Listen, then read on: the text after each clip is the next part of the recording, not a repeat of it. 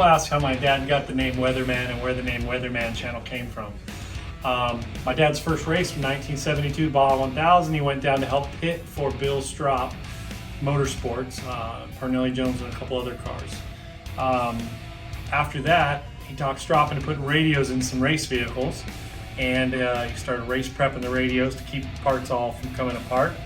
And he started doing more and more people's stuff because word got around. In 1974, mid-400, he put up a relay, and he did it from the main pit area. He was new to doing relays and didn't know he needed to be on top of the biggest mountain.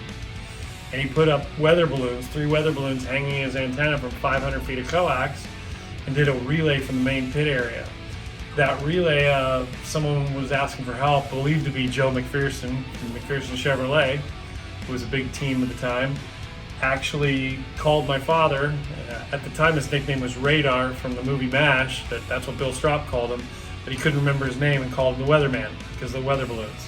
And it stuck, and my father, you know, pretty much did all score races and other races through his whole life, over 40 years of service in the off-road, and he did it till he couldn't do it anymore physically.